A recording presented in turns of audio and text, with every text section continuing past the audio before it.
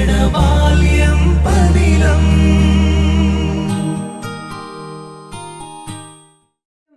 morning, children. Today we're starting our poem, From a Cat's Eyes. Our lesson is From a Cat's Eyes. It's lesson number 1. We're going to be learning about Harry, Be Good. It's a poem. I'm going to go ahead and read it to you and then we're going to explain it, okay? Oh, Henry, my dear, do not kick the poor cat. For Pussy, I'm sure, will not thank you for that. She was doing no harm as she sat on the mat. Suppose some great giant, amazingly strong, were to kick you repeatedly and push you along. Would it not you think it exceedingly wrong? Oh, Henry, I think you are as greatly to blame when you serve poor Pussy exactly the same. For she's very gentle and quiet and tame. She's under the table, quite out of the way. She takes it in earnest if you think it play. But why should you tease her and drive her away? Where now, go and call her. There now, go and call her and stroke her again. And never, my love, give poor animals pain. For you know when you hurt them, they cannot complain. In this thing, there is a little boy named Harry. He's kicking the cat. He's hurting the cat. He just came up and started kicking the cat. Harry kicked the cat. What was the cat's name? Pussy. So Harry kicked the cat and was causing it pain. It was hurting it. But the cat was not doing anything. She was just laying on her mat, resting, when Harry came and started hurting her. The poet is saying she was laying on her mat, not doing anything wrong. Why did you come and kick it? What if you were the cat and a giant came and he threatened to kick and to hurt you and push you along as you did poor Pussy? Would you be happy? No. You would be afraid. It would hurt you. It would cause you pain because the giant is so much bigger than you are. And you are bigger than the cat. So don't hurt Pussycat. Be kind to it. It was only sitting under the table, being calm, not doing anything. It's very tame. It won't hurt you. It won't do anything to you. So why are you hurting it? It is tame. It's domesticated. It won't bite you. It won't scratch you. It won't hurt you. So why are you coming and hurting it? So the poet told Harry to go and call the cat, to hold it, to pet it, to be kind to it. Okay? So, and not to hurt any more animals, but to show love and care to all animals. That is what the poem is saying. Not to hurt our pet animals, not to hurt any animals, but to show kindness and care to all of the animals, especially Harry's pet cat, Pussy. In our lesson, we have meanings. Meanings are new words.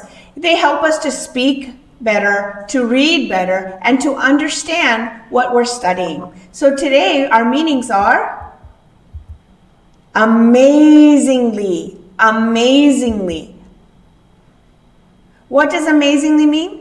To causing great surprise or wonder. Great surprise or wonder. Amazingly, causing great surprise or wonder. Our next meaning is exceedingly. What? Exceedingly. Extremely. To great extent. It means it's so much. Exceedingly. It's exceedingly. To great extent. It's bigger than what we can imagine. Okay.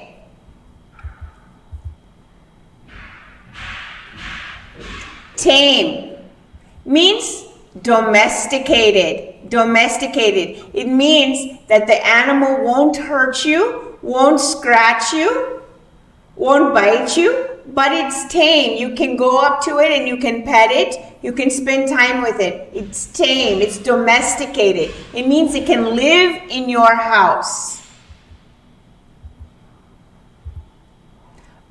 earnest. Earnest. It means sincere. Sincere, what is that? Earnest, sincere. It means to be honest and have integrity. Okay, to always care and work hard what you're doing. Sincere means to do it with all of your heart.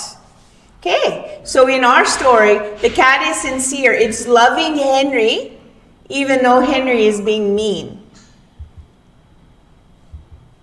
Stroke. Stroke means touch gently, like you're petting the cat. Stroke means to touch gently. Touch gently.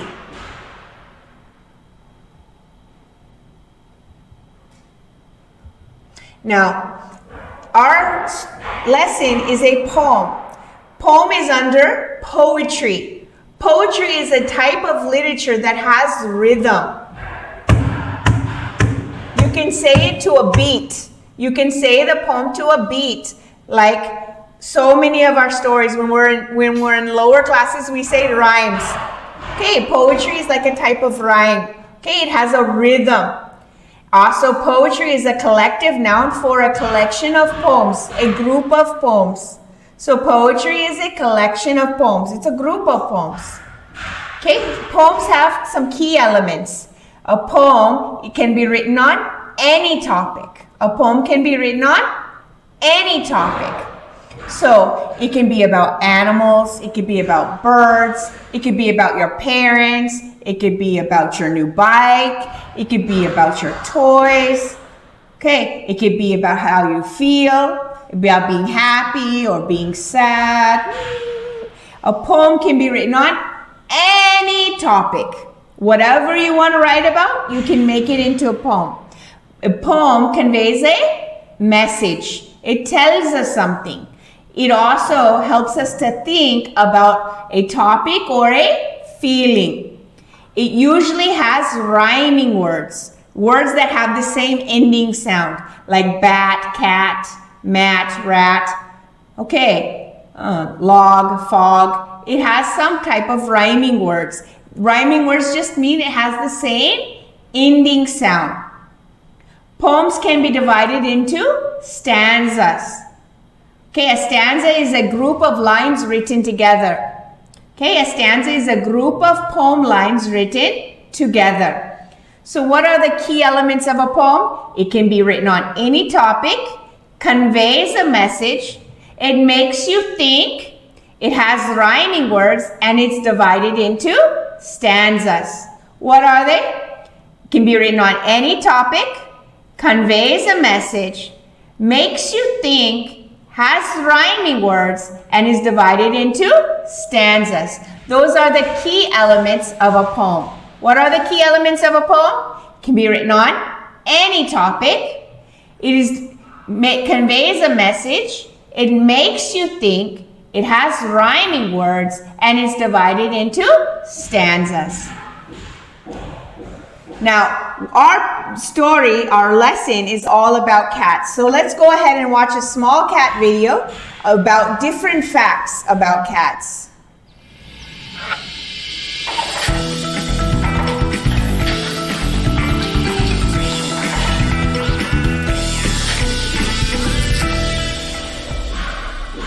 What if I told you that there might be a sneaky predator with superpowers in your house right now? If you live with one of these, there is. I'm talking about cats. And even if you do have a cat of your own, I bet you don't know some amazing things about our furry little friends. For example, did you know that all pet cats are actually related to lions and other big cats like tigers, leopards, and jaguars? Wait, this is related to this? Yes, it is. All cats, from the biggest tiger to the tiniest of house cats, evolved from the same small cat-like creature that lived millions of years ago called Proelurus, or first cat. Then, after a long time, there came to be two major types of cats. One kind became the bigger cats, like the lion and the tiger, and the other kind became the smaller cats, which includes the ones we keep as pets today. So, if all the big cats and all the little cats descended from this same animal from long, long ago, that means they're related, even if it is only distantly. That's one big, furry family. Now, another cool thing about cats,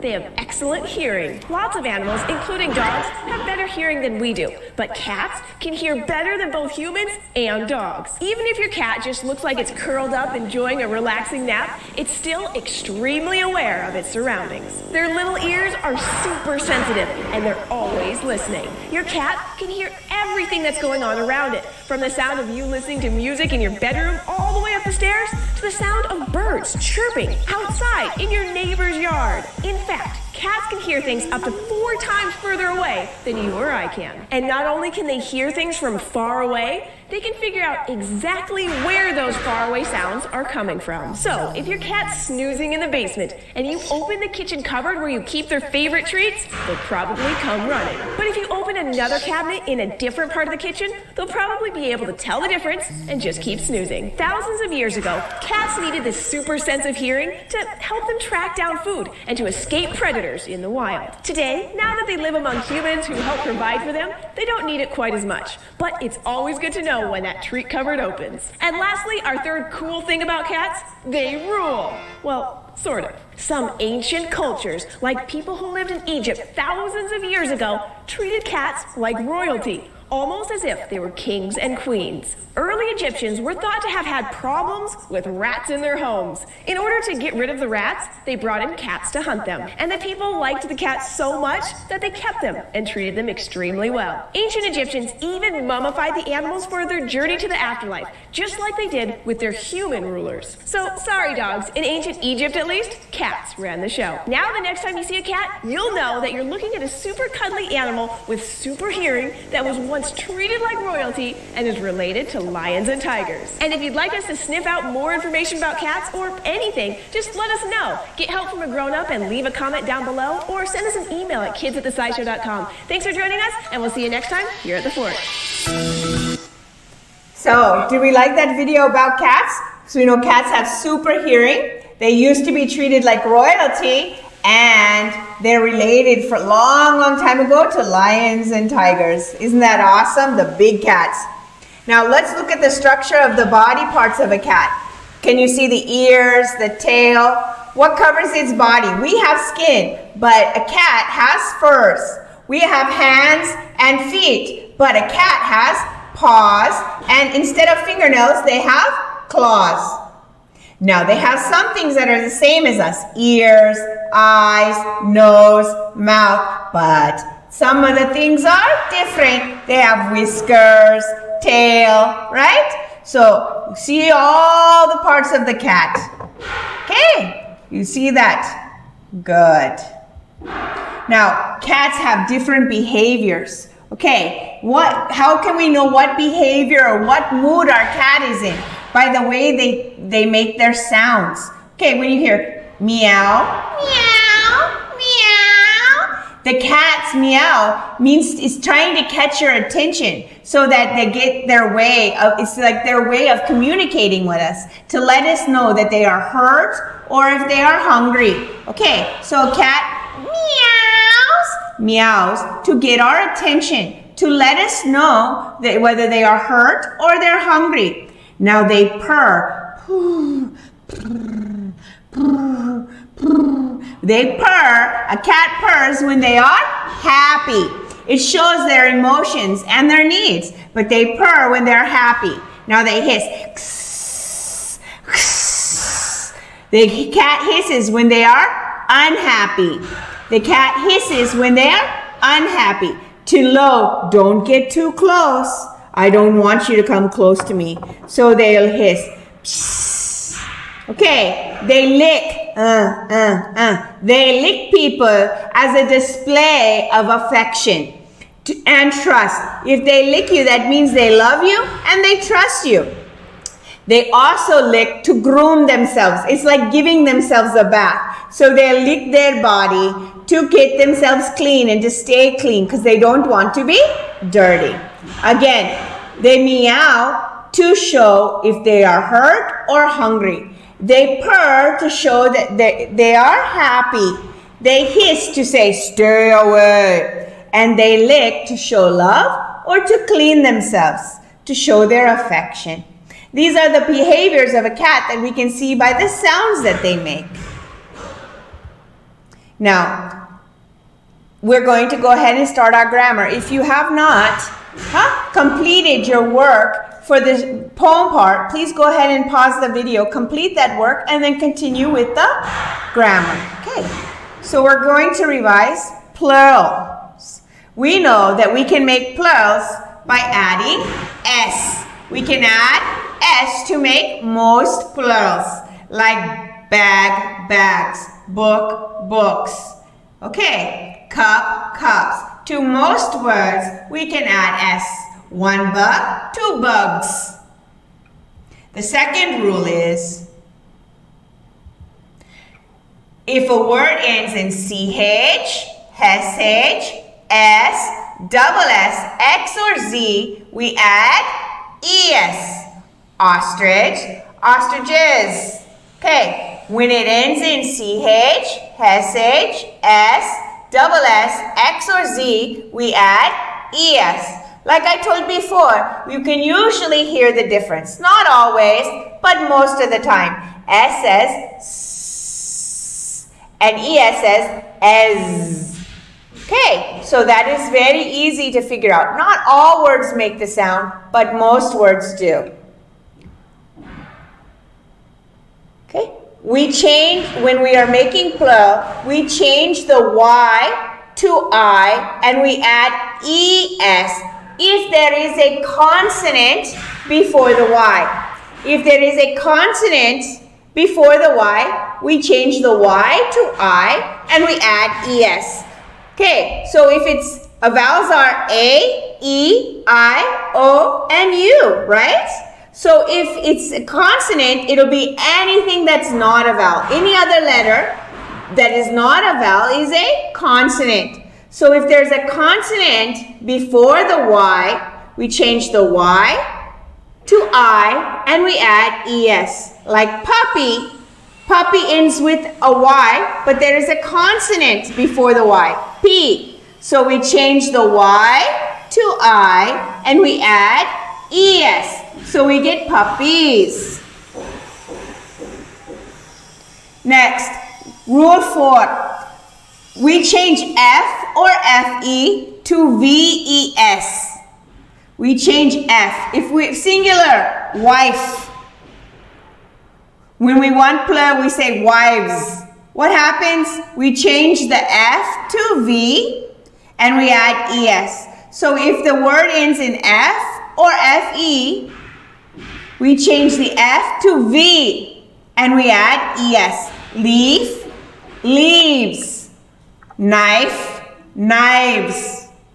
Okay, we change the F to V and we add ES. Now, with Y, if there is a vowel before the Y stays the same. So we just add S. Look at monkey, E-Y. E is a vowel, so we just add S. Look at boy, B-O-Y. O and then Y. O is a vowel, so we just add S. Any word that ends with a Y that has a vowel first, all we do is add S. Now, some words change completely. They change their spelling. So child becomes children. Person becomes people. Man becomes men. Woman becomes woman. Can you see? So some words, when you want to make plural, you cannot add S or ES. You have to change the spelling. Okay? So again, child becomes children. Person becomes people. Man becomes men. Woman becomes woman. Now, we're going to talk about collective nouns. See, we talked about plural nouns. Plural nouns where we add an S or an ES, or we change to IES or VES to make plural form. Some words we change spellings. But now we're going to talk about a collective noun. A collective noun means there is a group of things that are the same. So we will say that before the noun to show that there is a group of something. Collective nouns. A herd of cattle. Some collective nouns can be used for other things, not just one. So we have a herd of cattle, a herd of bison, a herd of antelope. Okay. The collective noun shows that there is a group of something. A pack of coyotes. A pack of wolves. A pack of hounds or a pack of wild dogs. We can use some collective nouns for many things, but that collective noun shows that there is a group of something. Okay. A flock of geese. A flock means there is a bunch of geese together. There is a group of birds together, right? A flock of geese. A flock of seagulls. A flock of sheep. Did you see? We used flock for some birds and then we used flock for sheep. Did you see that? Collective nouns can sometimes be used for other things. Okay. A pod of dolphins. A pod of killer whales. A pod of dolphins. A pod means a family or a group of dolphins, killer whales, and regular whales. It is a group. Pod is a collective noun that shows there's a group of these animals together. A colony of ants. What is the collective noun in this sentence? Colony. Colony shows there's a group of ants together. A colony of seals. A colony of bats. Colony is the collective noun to show that there is a group of ants, a group of seals, or a group of bats. Colony is a collective noun. It shows that there is a group of something. A team of oxen. That means there are oxen working together, right? A team of dogs.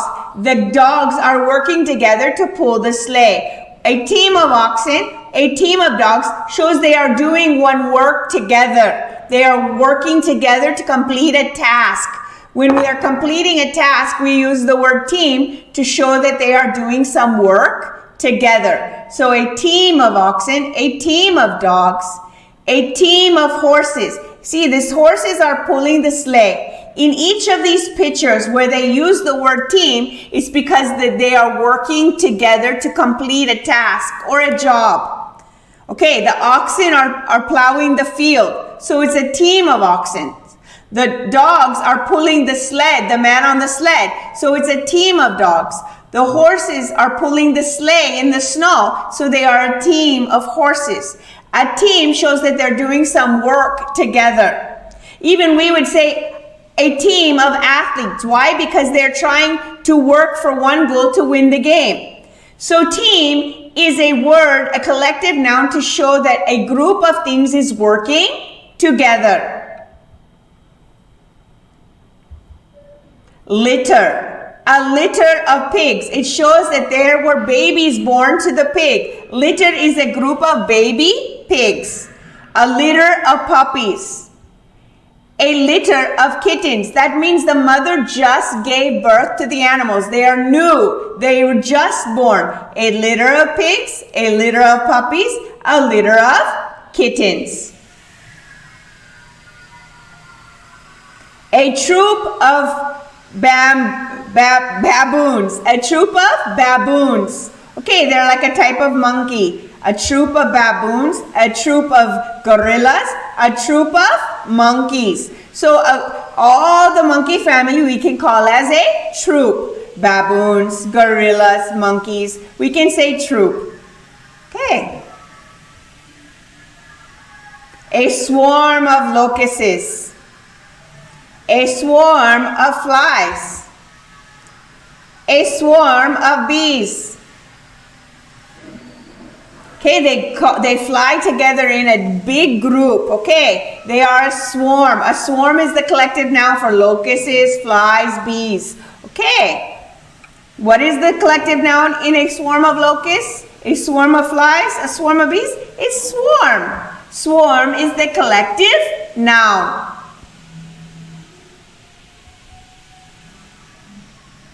A shoal of mackerel. A shoal of herring. A shoal of tuna. We can say a shoal of fish. Shoal is a collective noun for fish. We could also say a school of fish. Here we have shoal of fish. A bed of clams. A bed of oyster. A bed of mussels. Because inside there is something that is laying inside. There is some stuff inside of it. So it's a bed of clams, a bed of oysters, a bed of mussels. Bed is a collective noun when it's used with the seashell animals. A smack of jellyfish. A pride of lions. A parade of elephants. Can you guess the collective nouns in these sentences? You're right. Smack is the collective noun for jellyfish. What is the collective noun for lions? Pride. Very good. Pride. What is the collective noun for elephants? Parade. Very good. Look, a mob of kangaroos. A mob of kangaroos. A gang of elk. A wake of vultures. Can you guess the collective nouns in these sentences? A mob of kangaroos. What's the collective noun? Mob. Very good. A gang of elk. What is the collective noun? Gang. Very, very good. You're so smart. A wake of vultures.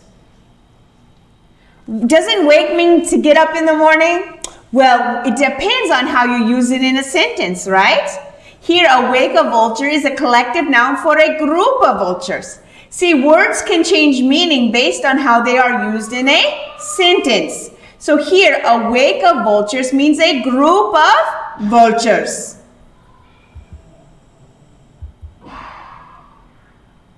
A murder of crows. Murder means something bad, hurting somebody, killing them, making them die. But when you use it in this sentence, a murder of crows, a murder means a group of crows. It changes meaning depends how it's used in the sentence. Here it is a collective noun for crows. What is the collective noun for crows? Murder. A convoy of peasants. What is the collective noun for peasants? A convoy. A convoy of peasants. Collective nouns can also be used for people. A board of directors. What is the collective noun in that? Board. A crew of sailors. What's the collective noun? Crew. Crew means a group of sailors, right? A host of angels. What's the collective noun for angels? Host. A band of musicians. What's the collective noun? Band. An army of soldiers. What's the collective noun? Army. A choir of singers. What's the collective noun? Choir. A choir of singers. Collective nouns can be used for animals. It can be used for people, and it can be used for things. Now let's look here. Okay, positive and negative sentences. A positive sentence means it tells something that you like or you're doing or what you're thinking, you're planning to do. It is positive. I am going to school. I like school. I'm in school. I like ice cream. I like this. Positive tells what you're doing and what you like. Okay, a negative sentence tells you do not want to do something, you do not like something, you will not go somewhere. It is a negative sentence. It's basically saying positive is basically a yes sentence and a negative is a no sentence. Okay, so a positive sentence tells what you like, and a negative sentence says you will not do something or you do not like something. Let's look at a few positive and negative sentences and how do we make them. First, let me tell you, to make a negative sentence, we have to add the word not, do not, does not to our sentences. Okay, so Raju is in school is a positive sentence. Okay, it says he is in the classroom, he is at school, he's participating.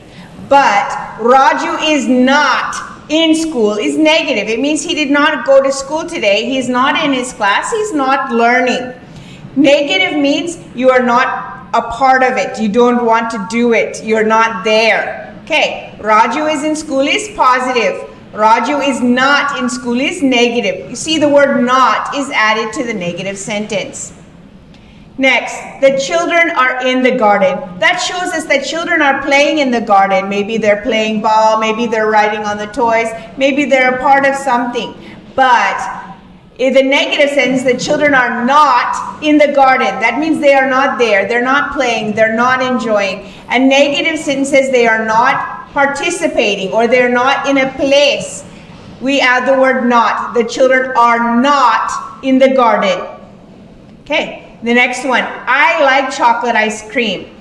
He likes the flavored chocolate. He likes ice cream. Maybe he wants to eat ice cream. It's a positive sentence. I like chocolate ice cream. A negative sentence, we have to add do not. I do not like chocolate ice cream. Please don't give me chocolate. I like only vanilla. I like only strawberry. Do not give me chocolate ice cream. No, I won't eat it. Okay, it's a negative sentence. He's saying he does not like chocolate ice cream. Don't give it to him. Okay, next positive sentence. He likes to eat vegetables.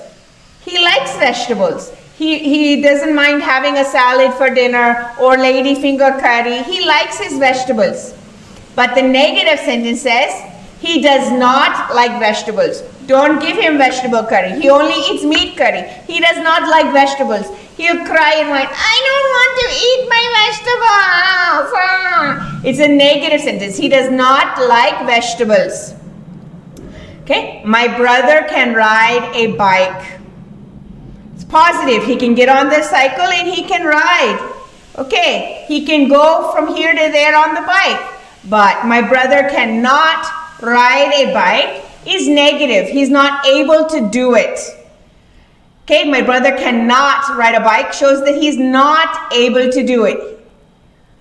Okay, next sentence, positive sentence. The bread is fresh. Negative sentence, the bread is not fresh. It means it's old. It's not fresh means the bread is old.